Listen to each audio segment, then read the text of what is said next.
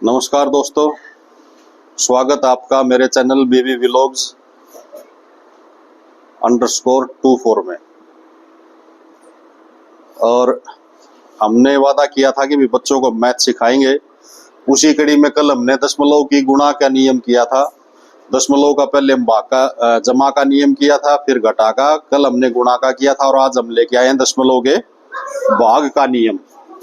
अगर कोई संख्या दे रखी हो, दो संख्या दे दी हो, उनमें दोनों में दशमलव लगा और उनका भाग करना हो तो बच्चे पजल हो जाते हैं कि भाई हम भाग कैसे करें, जबकि बहुत आसान तरीका है इसका भाग करने का।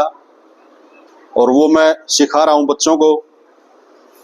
और जैसे कि वादा किया कि भाई जो गांव देहात के बच्चे हैं इनको हम गणित में माहिर कर देंगे, उसी कड़ी में आज हम अपना अगला नियम लेके आए हैं। अगर मेरी वीडियो अच्छी लगे तो चैनल को सब्सक्राइब करें, वीडियो को लाइक और शेयर करें।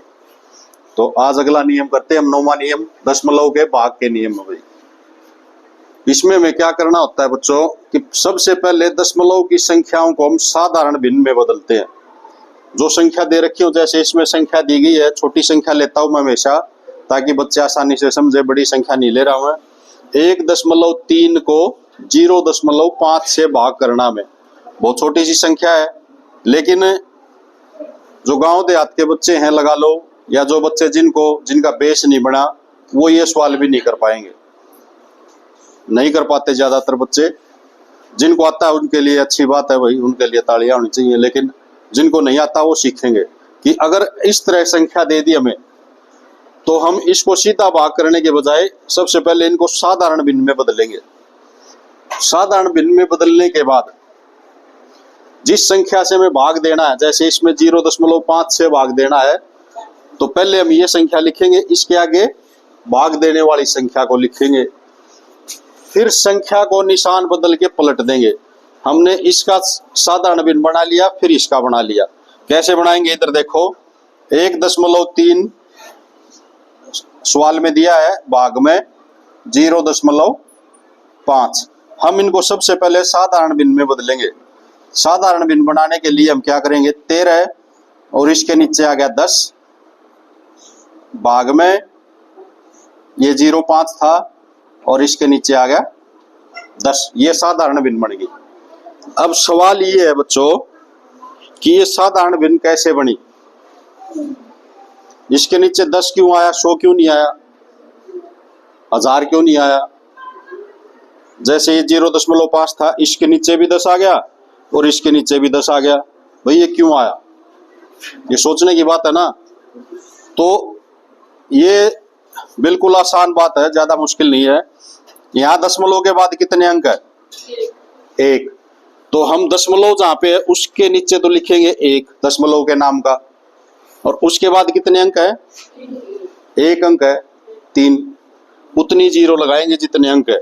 अगर ये होता 1.30 तो इसके नीचे आता 100, क्योंकि दशमलव के बाद 2 अंक हो जाते। अगर दशमलव के बाद 1 अंक है तो 10 आ गया, दशमलव के बाद 2 अंक हो तो 100 आता, 3 अंक होते तो 1000 आता। इसी तरह यहाँ पे भी दशमलव के बाद 1 अंक है तो दशमलव के नाम का 1 और बाद वाला अंक जो उसके नाम की 1 0। अगर यहाँ आता 5 0 यानी 50 होता तो नीचे 2 0 हो जाती। ये होगी साधारण भिन्न।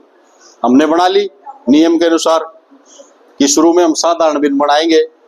अब क्या आगे देखो, आगे क्या लिखा है कि फिर संख्या को निशान बदल कर पलटते हैं।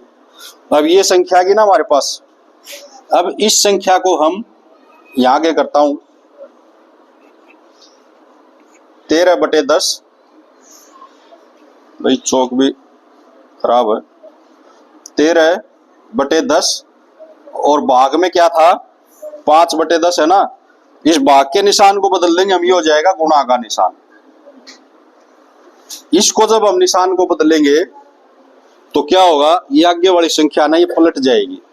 10 ऊपर आएगा और 5 नीचे आएगा।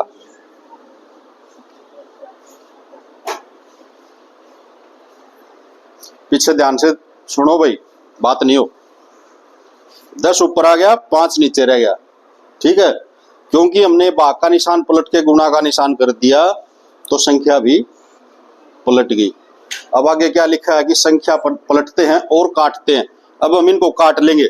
देखो 13 10 से भाग होगा, नहीं होता, नहीं कट रहा। 5 से भी नहीं कटेगा। 10 10 से कट जाएगा। 10 एकम 10 और 10 एकम 10, कट गया। अब 13 जो वो 5 से नहीं कट रहा, तो उसके बाद हम क्या करेंगे कि जब संख्या कटनी बंद हो जाए तो अंश की अंश से और हर की हर से गुणा करते हैं। अंश और हर क्या होता है, हमने ये जैसे 13/10 लिखा है, इसमें ऊपर वाली संख्या अंश होती है और नीचे वाली हर। ये होते हैं अंश और हर। ऊपर की संख्या को अंश बोलते हैं, नीचे वाली को हर। अब ऊपर की संख्याओं की गुणा कर लो और नीचे वालियों की कर लो। 13 की रो 1 की गुणा की तो क्या आया 13, और नीचे 5 की 1 की गुणा करी तो क्या आया भाई 5। अब हमारे पास संख्या आ गई 13/5। इसके बाद ऊपर वाली संख्या को नीचे वाली संख्या से भाग देते हैं। अब ऊपर वाली संख्या को हम यूं लिखेंगे और भाई 5 से इसको हम भाग कर देंगे। 5 दूनी 10, बच गया 3। क्या भाग होगा ये 5 से? नहीं होगा। तो यहां इसमें नियम में आगे बताया कि यदि संख्या भाग ना जा रही हो तो उत्तर में दशमलव लगाते हैं। उत्तर है यहाँ 2 है ना, यहाँ दशमलव लगा दिया। इधर जो भाज्य है तथा भाज्य में शून्य लगाकर कम से कम 3 दशमलव स्थान तक भाग देते हैं।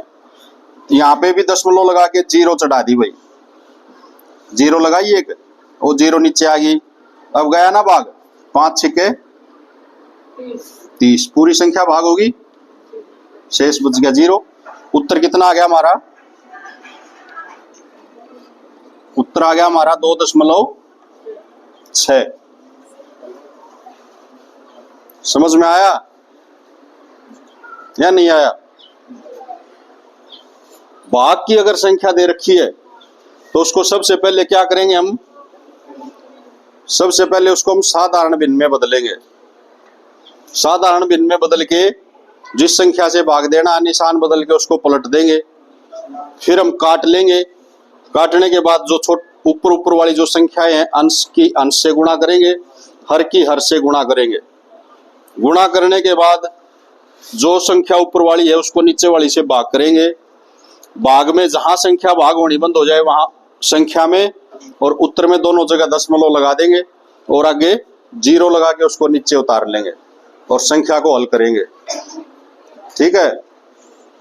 अगर यहाँ पे भी ये पूरा भाग नहीं होता तो एक 0 और लगाते, संख्या में नीचे उतार लेते, और उससे भी अगर पूरा भाग नहीं जाता तो एक तीसरी संख्या और लगाते भाई, तीसरी 0। तो ज्यादा से ज्यादा 3 0 तक ही हम लगाते हैं, 3 0 तक, और 3 0 तक में जो भाग हो जाए तो वही रखते हैं। यानी दशमलव के बाद ज्यादा से ज्यादा 3 0 यानी 3 स्थान तक ही हम भाग करेंगे, उससे ज्यादा आगे नहीं करेंगे, क्योंकि फिर तो वो चलता ही रहेगा, कितना ही कर लो, वही उत्तर आ जाता है भाई। तो ये समझ में आया या नहीं आया? अच्छे से आ गया? चलो, तो ये था भाई दशमलव का भाग का नियम, ज्यादा मुश्किल नहीं है। और अगर ये समझ में आ गया तो मैं कल गुणा का नियम करवाया था, कुछ बच्चे हमारे रह गए थे, नहीं आ पाए थे, एक बार उनको फिर से समझा देता हूं थोड़ा सा।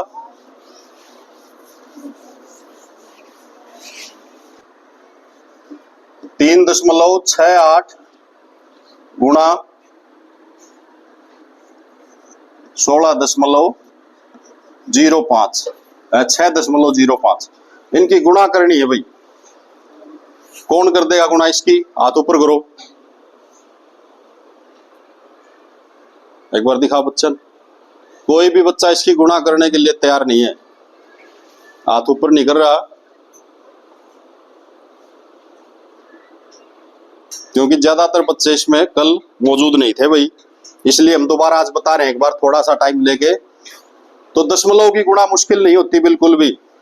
जैसे हम साधारण गुणा करते हैं उसी तरीके से हम दशमलव की गुणा करेंगे। इसकी अब गुणा कर लो भाई।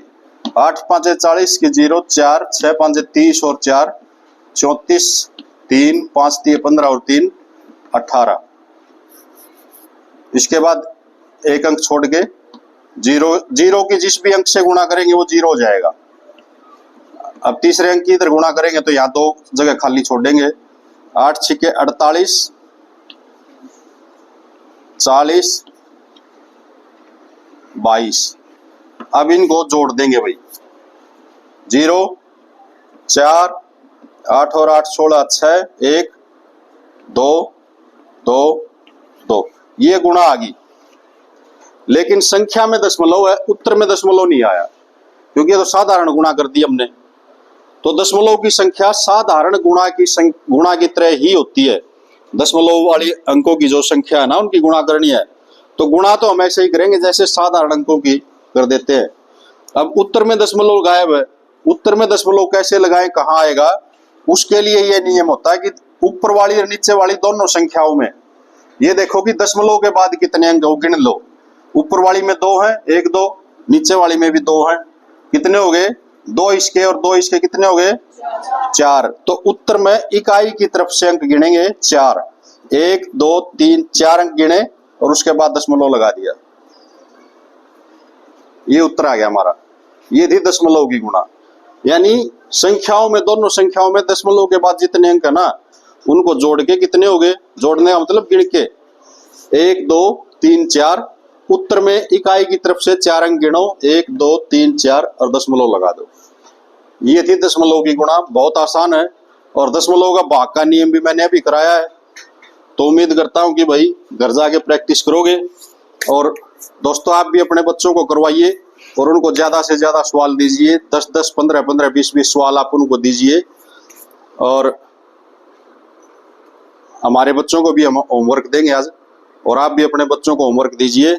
और हमारा, अब मिलवाता हूँ अभी कैमरामैन से, हमारे कैमरामैन आज वापिस हमारे साथ हैं, टिंकू लाला, बच्चों के साथ ही रहते ही हैं, एक ही गांव के सभी बच्चे आज मौजूद हैं। और ये अपने घर से काम भी करके लेके आएंगे कल, अच्छे बच्चे हैं। और हम आपसे जुड़े रहेंगे, जो वादा कर रखा है भाई वो पूरा करेंगे, बाकी काम आपका है। चैनल को ज्यादा से ज्यादा सब्सक्राइब कराओ, वीडियो को शेयर और लाइक कराओ। धन्यवाद। आपसे कल फिर मुलाकात होगी अगले नियम को लेके। तब तक आप अपने बच्चों को भी काम दीजिए और हमारे चैनल को भी प्रमोट कीजिए, ये मैं अपनी गुरु दक्षिणा समझूंगा। धन्यवाद।